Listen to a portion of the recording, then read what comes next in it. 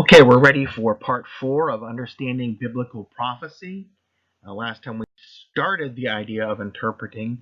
Now we're going to look at a few more keys to interpretation and then end up our discussions with making application. Let's begin with those keys to interpretation. Key number 1, principles behind the details. This comes from David Murray. Similarly, when Old Testament prophets predicted the future, they did so using the vocabulary and concepts they knew. With the passage of hundreds of years, the details, the visible form of the fulfillment often looks different. But the essential principles of their predictions are literally fulfilled. That is the first and most important key for understanding Old Testament prophecy. So we're going to look at Ezekiel 47 as an example of this. Beginning of Ezekiel 47 says, "Then he brought me back to the door of the temple, and behold, water was issuing from below the threshold of the temple toward the east, for the temple faced east.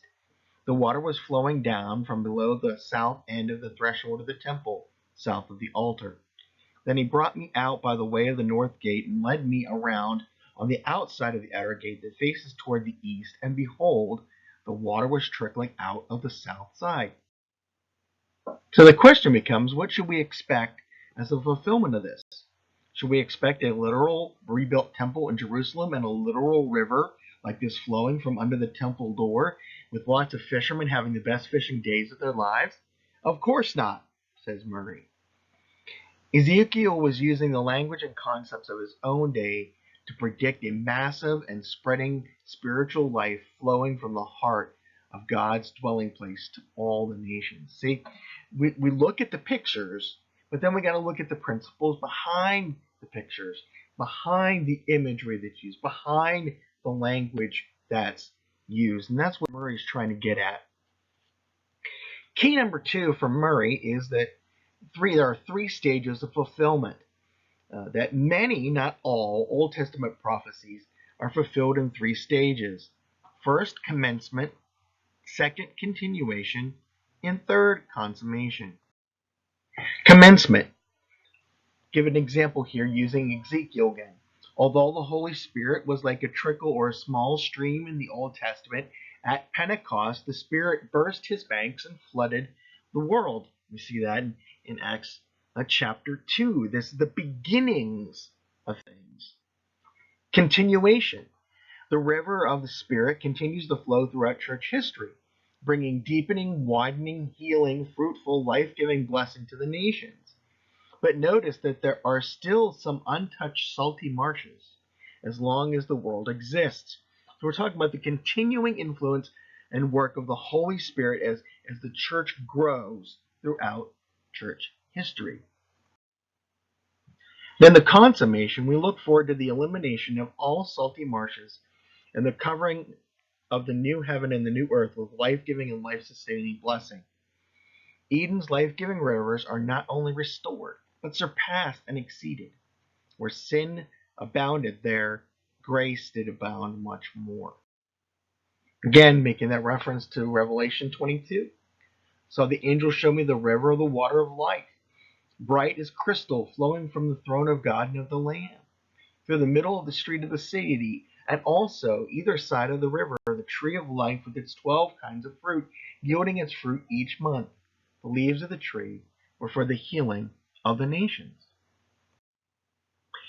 Key number 3, according to the Fee and Stewart this time, from How to Read the Bible for All It's Worth, is to understand covenant blessings and curses, such as found in Leviticus 26, Deuteronomy 4, and Deuteronomy 28 through 32. Simply put, they say, if you take the trouble to learn those chapters from the Pentateuch, you will be rewarded with a much better understanding of why the prophets said the things they said. Simply put, if we understand the covenant curses, we will understand much of when the prophets are speaking about the people of Israel falling away from God. They will be using similar language from the curses. When they are following the Lord or when they are returning to the Lord, the language will be similar to the covenant blessings found in those places. Key number 4. Judgment prophecy assumes that if people repent, God will not judge them, even if this is not outright stated. This comes from Robert Stein in his Biblical Hermeneutics lectures. Jonah, perfect example. Jonah began to go through the city one day's walk, and he cried out and said, "Yet 40 days and Nineveh will be overthrown." But what happened? Jonah 3:5. Then the people of Nineveh believed God, and they called a fast and put on sackcloth from the greatest to the least of them. Then what happened? When God saw their deeds, they turned from that they had turned from their wicked ways. God relented concerning the calamity which he had declared he would bring upon them, and he did not do it.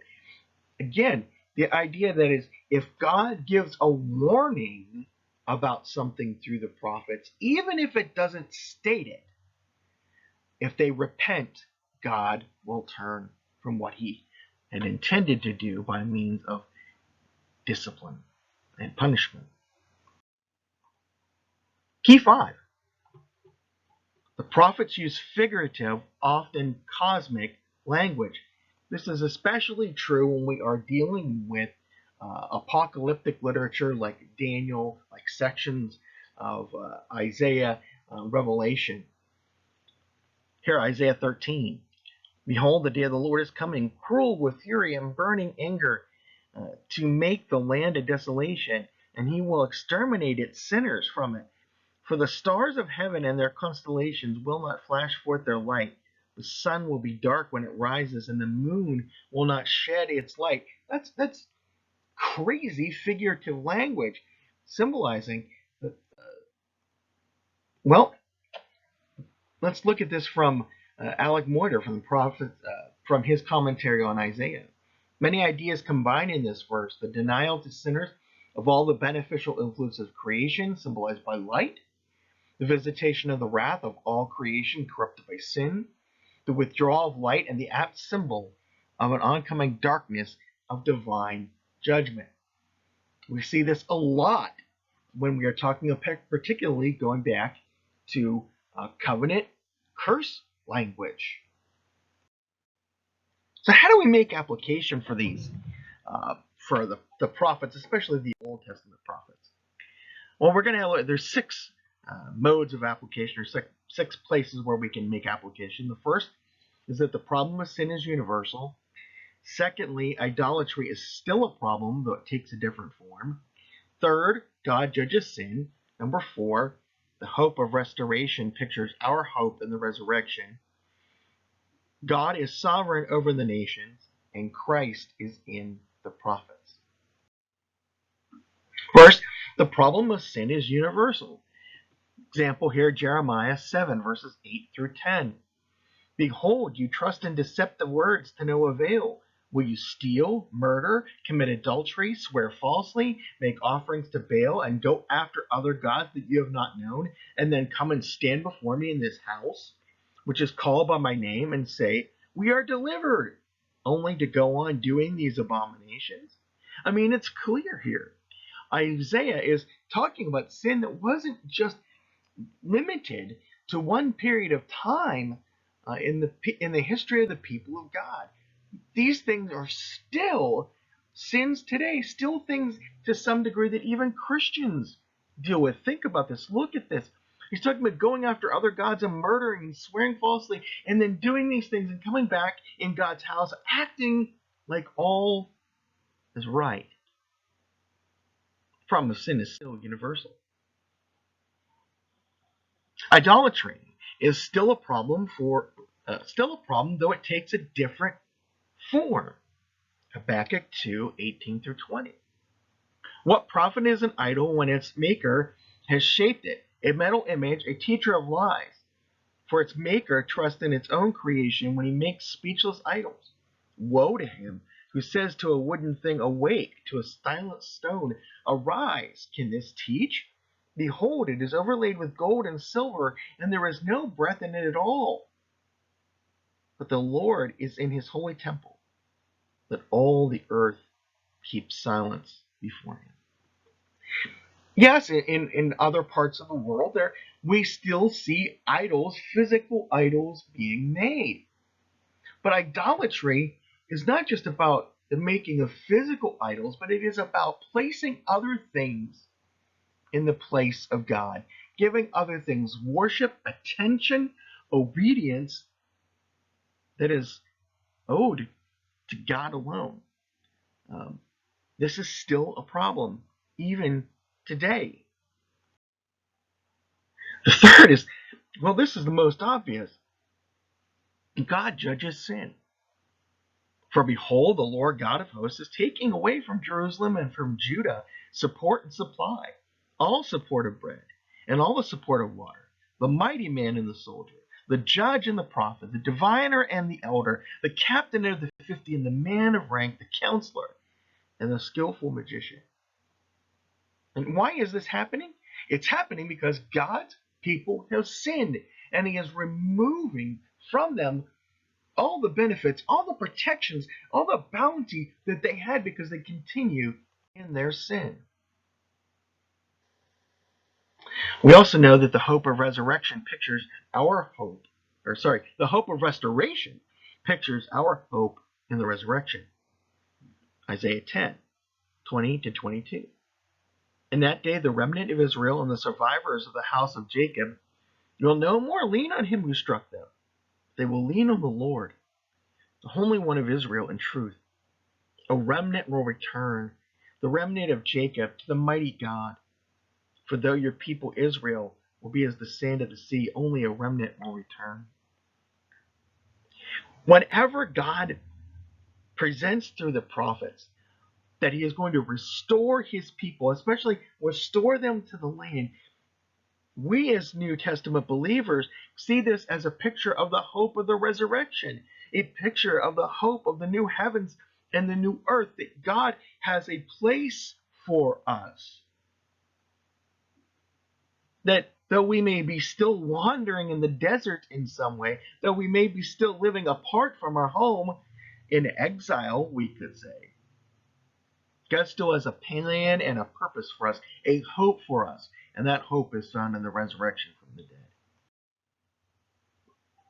How about this to remember, especially important not in our day, but in all days? God is sovereign over the nations.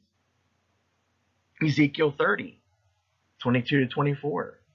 Therefore, thus says the Lord God, behold, I am against Pharaoh, king of Egypt, and I will break his arms, both the strong arm and the one that was broken. I will make the sword fall from his hand. I will scatter the Egyptians among the nations and disperse them throughout the countries. I will strengthen the arms of the king of Babylon and put my sword in his hand.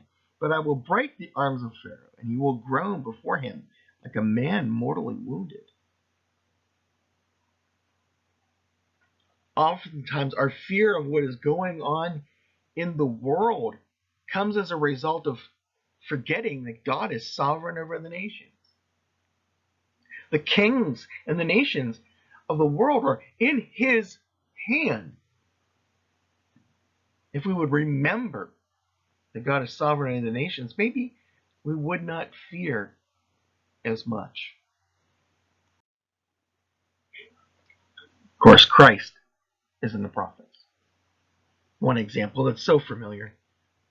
But you, O Bethlehem Ephrathah, who are too little to be among the clans of Judah, from you shall come forth to me one who is to be ruler of Israel, whose coming forth is from old, from ancient of days.